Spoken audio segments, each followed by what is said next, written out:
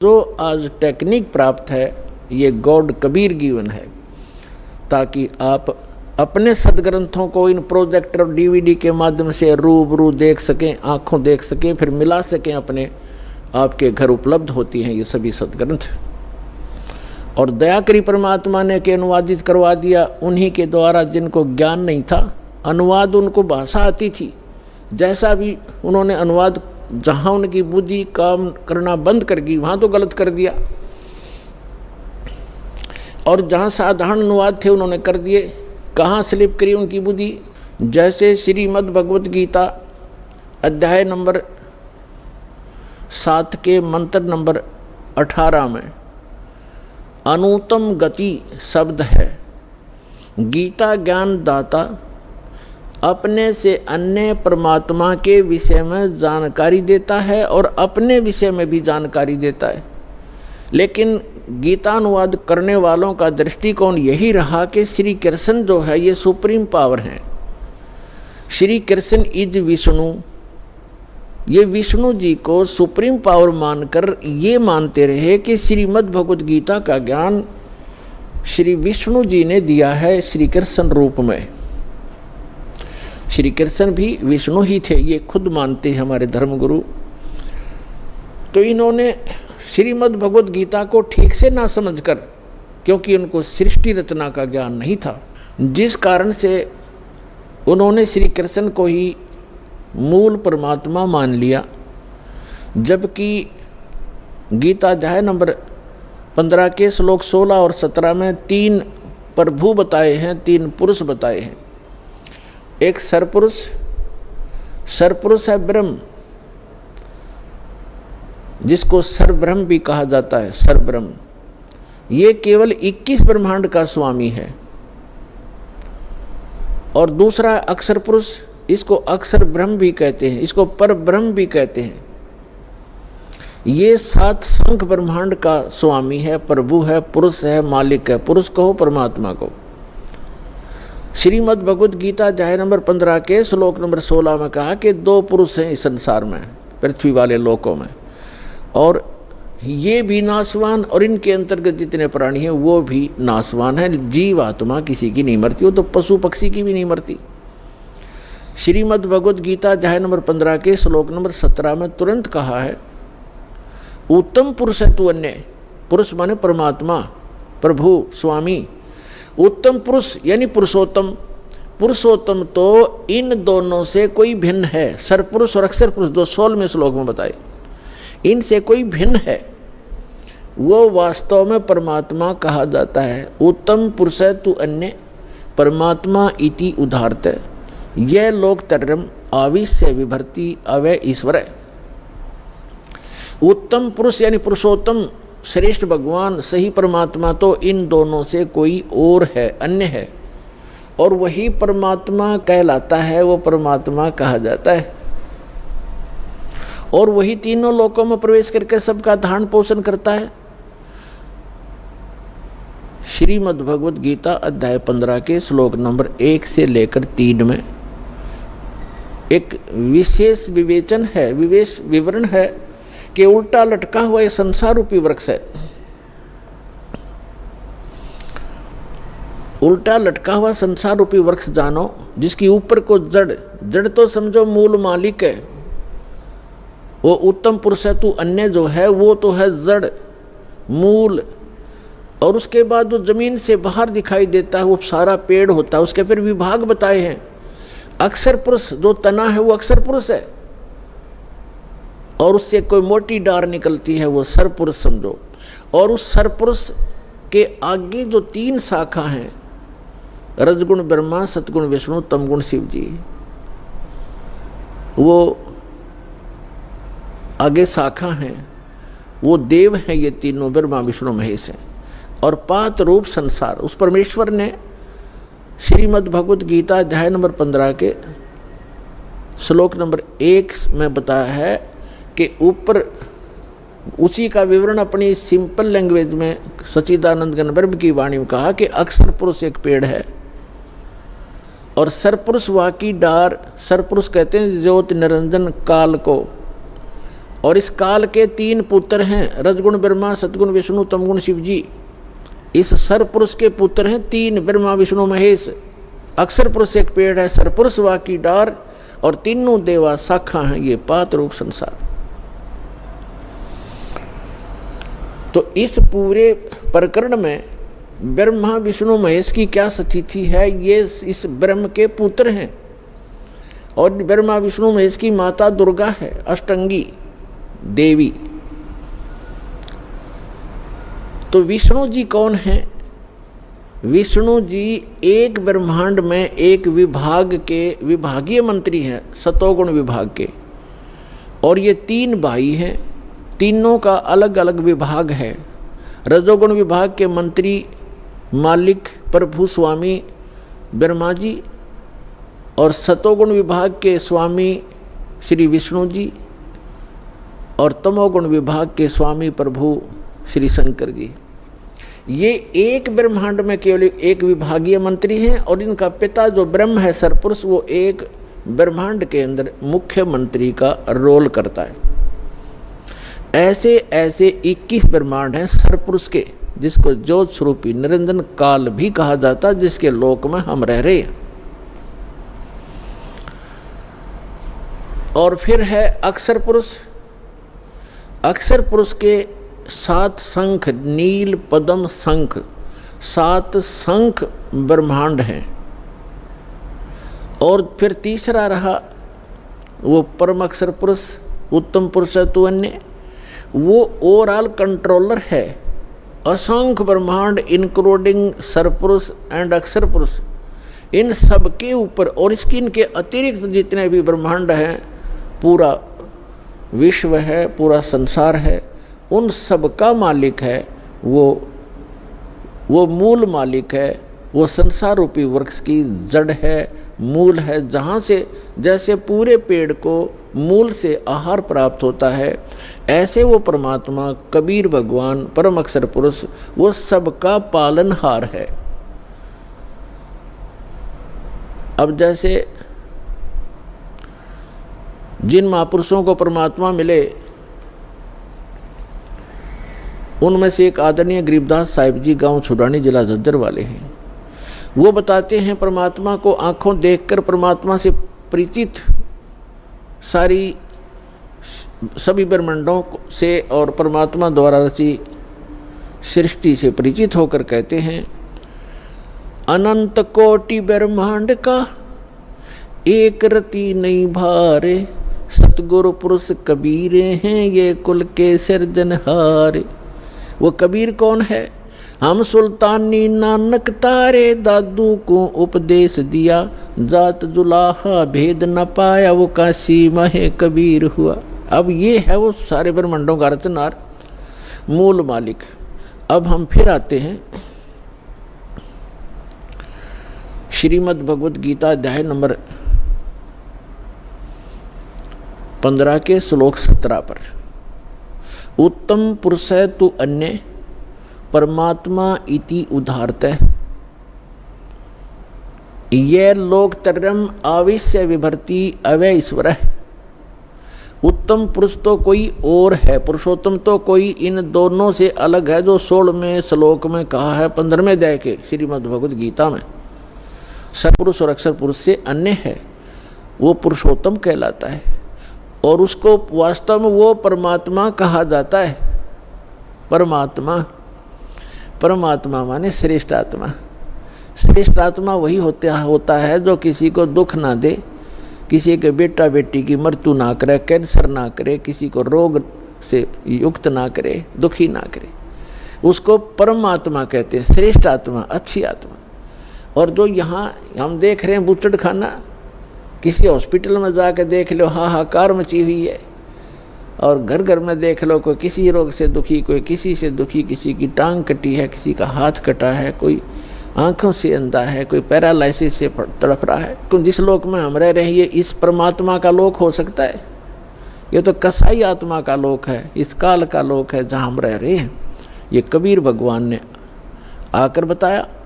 और जिन महापुरुषों को परमात्मा सचखंड लेकर गए अपने सुखमय स्थान पर, और फिर उनको गवाह बनाकर, साक्षी बनाकर वापस छोड़ा, उन्होंने भी यही बताया कि ये लोक ठीक नहीं, एक स्थान और है जहाँ जाने के बाद जीव फिर कभी लौटकर वापस इस गंदे लोक में नहीं आता, और वहाँ कोई दुख नहीं, वहाँ वर्द अवस्था नहीं, वहाँ मृत्यु नहीं।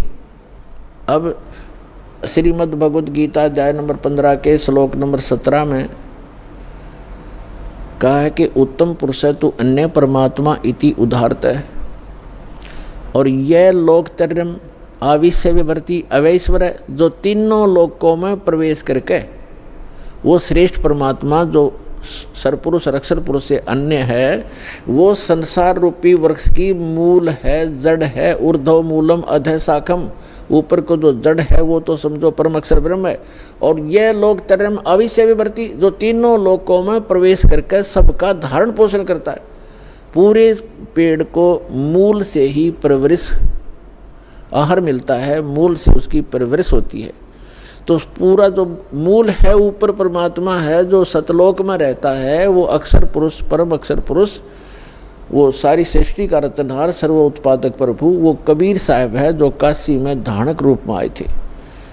उस परमात्मा ने विधान बना के छोड़ दिया है, उस विधान अनुसार जो चलेगा उसको जैसा भी यहाँ का जो कर्तव्य है, लाभ है, उस अनुसार उसको मिलता रहेगा, उसको उसी प्रकार उसका जन्म मृत्यु होता रहेगा।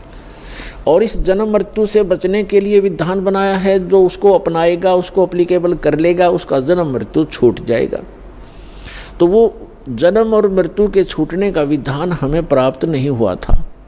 परमात्मा ने 600 वर्ष पहले बताने की चेष्टा की, लेकिन हम अशिक्षित होने के कारण हम वंचित रह गए। उसकी पूर्ति करने के लिए परमात्मा ने अब समय दिया है, निर्धारित किया था। अब जो प्रसंग चल रहा है, अब यहाँ कई व्यक्ति श्रद्धालु आपको भ्रमित कर देते हैं कि श्रीमद् भगवद गीता अध्याय नंबर 15 के श्लोक नंबर 18 में गीता ज्ञानदाता कहता है कि मैं लोक वेद के आधार से मैं पुरुषोत्तम प्रसिद्ध हूँ।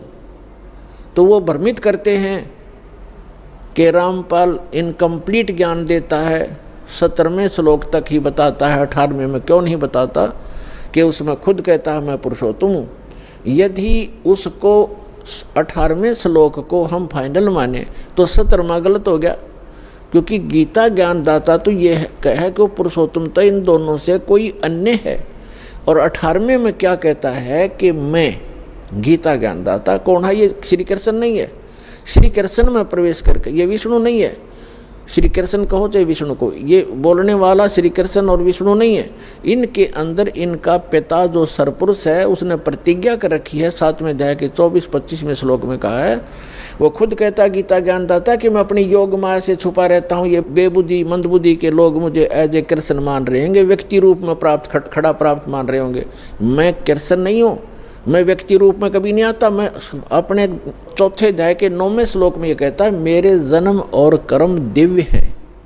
अब इसके कर्म दिव्य कैसे हैं कि ये सामने आता नहीं, इसने प्रतिज्ञा कर रखी है और ये किसी में प्रवेश करके अपना जो उल्लू सीधा वो कर जाता है। श्री कृष्ण में प्रवेश करके गीता का ज्ञान ये सरपुरुष दे रहा है और ये कहता है कि मेरे अंतर्गत यानी 21 ब्रह्मांड में जितने भी प्राणी हैं उनसे मैं उत्तम हूँ, श्रेष्ठ हूँ, तगड़ा हूँ, मजबूत हूँ, ताकतवर हूँ।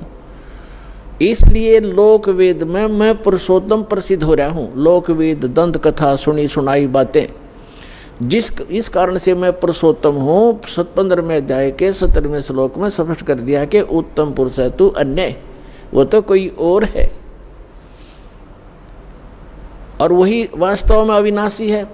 दूसरे अध्याय के 17वें श्लोक में कहा है और दूसरे गीता अध्याय नंबर 2 के श्लोक 12 में, गीता अध्याय नंबर 4 श्लोक 5 और 9 में, गीता अध्याय 10 मंत्र 2 में ये स्पष्ट करता गीता ज्ञानदाता कि मेरे तो जन्म मृत्यु होते हैं, मैं अविनाशी नहीं हूँ।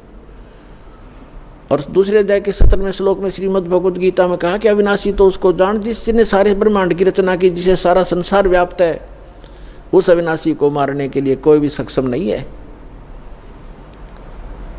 और अपने विषय में कहता है कि मेरी तेरी जन्म मृत्यु होती रहती है, लेकिन 18वें अध्याय के 62वें श्लोक में कहा कि अर्जुन तू सर्वभाव से उस परमेश्वर की शरण में जा, उसकी कृपा से तू परम शांति को और सनातन परम धाम को प्राप्त होगा। और श्रीमद् भगवद गीता अध्याय नंबर 15 के श्लोक नंबर 1 से 4 का आशय, ये सारांश है कि उल्टा लटका हुआ संसार रूपी वृक्ष है, ऊपर को पूर्ण परमात्मा है, वो सबका धारण पोषण करने वाला, जिससे सबकी उत्पत्ति हुई है, सर्व उत्पादक प्रभु है, ऊपर सतलोक में रहता है, वो संसार रूपी वृक्ष की जड़ है। और अक्षर पुरुष ये तना है, सरपुरुष ये काल जो गीता का ज्ञान दे रहा है श्री कृष्ण में प्रवेश करके, ये एक शाखा है, एक मोटी डार है, आगे 3 शाखा है, ब्रह्मा विष्णु महेश समझो, और पात रूप संसार। तो ये स्वयं बताना चाहता है। फिर गीता अध्याय नंबर 15 के श्लोक नंबर 1 से 4 का सारांश है कि उल्टा लटका हुआ संसार रूपी वृक्ष है, और जो इन सभी विभागों को बताता है, जैसे चौथे अध्याय के 32 और 34 श्लोक में बताया है कि सच्चिदानंद घन ब्रह्म ने, यानी ब्रह्मणे मुखे, ब्रह्मणे माने सच्चिदानंद घन ब्रह्म के मुख से उच्चरित वाणी में ये तत्व ज्ञान विस्तार से कहा गया है, जो यज्ञों के बारे में, यज्ञ माने धार्मिक अनुष्ठानों के विषय में जो जानकारी है विस्तार से कही गई है। और चौथे अध्याय के 34वें श्लोक में कहा कि उस ज्ञान को तत्वदर्शी संतों से जाकर समझ। गीता ज्ञानदाता कहता मैं नहीं जानता उस तत्व ज्ञान को, नहीं तो एक अध्याय और लिख देता 19वां कि वो तत्व ज्ञान ये सुन ले, इसमें लिखता हूँ, वो तत्व ज्ञान से परिचित नहीं है। चौथे अध्याय के 34वें श्लोक में गीता जी में कहा है कि उस ज्ञान को जो सच्चिदानंद घन यानी परम अक्षर ब्रह्म अपने आप अपने मुख कमल से बोलता है आकर के, उसकी अमृतवाणी में लिपिबद्ध किया जाता है, कबीर वाणी में, वो तत्व ज्ञान है। चौथे अध्याय के 34वें श्लोक में कहा गीता जी में, उस ज्ञान को तू तत्वदर्शी संतों के पास जाकर समझ, उनको दंडवत प्रणाम करने से, कपट छोड़कर नम्रतापूर्वक प्रश्न करने से वो तत्वदर्शी संत तुझे तत्व ज्ञान का उपदेश करेंगे। इसे सिद्ध होगा। यहाँ गीता अध्याय नंबर 15 के श्लोक नंबर 1 में वो भी कंसेप्ट क्लियर कर दिया कि वो तत्वदर्शी संत वो होगा जो उल्टे लटके हुए संसार रूपी वृक्ष के सभी विभाग बता देगा।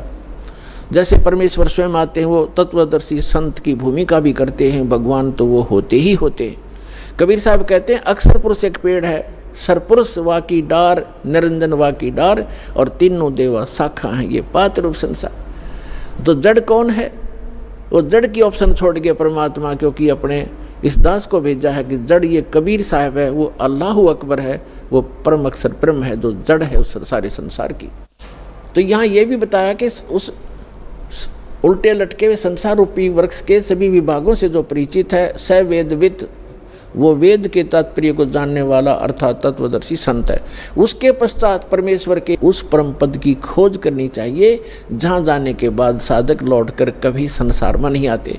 और जिस परमेश्वर ने सारे ब्रह्मांडों की रचना की है, और केवल उसी की भक्ति करो। गीता ज्ञानदाता अपने से अन्य उस पुरुषोत्तम परम अक्षर ब्रह्म की भक्ति करने के लिए कहता है, जिससे आपकी जन्म और मरण छूटेगा। 7वें अध्याय के 29वें श्लोक में गीता ज्ञानदाता कहता है कि मेरे इस ज्ञान का जो आश्रय कर लेता है, यानी तत्वदर्शी संत की जो खोज कर लेता है और तत्व ज्ञान से जो परिचित हो जाता है, जरा मरण मोक्षाय यतन माम आश्रित यतंती ते ये तत्ब्रह्म विदु कर्षणम अध्यात्म अखिल च कर्मम च अखिलम। इसका अर्थ ये है, गीता ज्ञानदाता कहता है कि मेरे इस ज्ञान को जो आधार मान के तत्वदर्शी संत की खोज कर लेता है, वो व्यक्ति केवल वो उस तत्ब्रह्म से और सारे अध्यात्म ज्ञान से और सभी कर्मों से परिचित हैं, जो जरा और मरण से छूटने के लिए ही प्रयत्न करते हैं। जरा माने वृद्ध अवस्था का दुख और मरण माने मृत्यु। इस बुढ़ापे के दुख और मृत्यु के दुख से जो छूटने के प्रयत्न कर रहे होते हैं, वे उस तत्ब्रह्म से परिचित हो चुके हैं और मेरे इस ज्ञान का आश्रय कर लिया उन्होंने तत्वदर्शी संत की खोज कर ली है। वो तत्ब्रह्म से परिचित हैं, सारे अध्यात्म ज्ञान से परिचित हैं और यहाँ सब कर्मों से परिचित हैं। वो यह संसार की किसी वस्तु की इच्छा नहीं करते, वो केवल जरा माने वृद्ध अवस्था के दुख से और मरण माने मृत्यु से छूटने का ही प्रयत्न करते हैं। अब श्रीमद् भगवद गीता अध्याय नंबर 8 के श्लोक नंबर 1 में अर्जुन ने पूछा, किम तत्ब्रह्म किम अध्यात्म किम कर्म पुरुषोत्तम। अब गीता ज्ञानदाता तो श्री कृष्ण ने पुरुषोत्तम मान रहा था, जय विष्णु, और ये तो कहता पुरुषोत्तम कोई और है। फिर भी जो ये तो अर्जुन की सोच है, किम पुरुषोत्तम। अब यहाँ अर्जुन ने पूछा कि वो तत्व ब्रह्म क्या है, वो कौन है जिसके जानने के बाद केवल जरा और मरण से छूटने का ही प्राणी प्रयत्न करता है साधक, और कोई वस्तु की डिमांड इस लोक की नहीं करता। इसका भाव ये है। अब गीता ज्ञानदाता गीता अध्याय नंबर 8 के श्लोक नंबर 3 में कहता वो परम अक्षर ब्रह्म है, यानी गीता ज्ञानदाता से अन्य है। इसलिए 8वें अध्याय के 5 और 7 श्लोक में गीता ज्ञानदाता कहता मेरी भक्ति कर, युद्ध भी कर और मुझ में आस्था रख, भावत रह, मुझे प्राप्त होगा।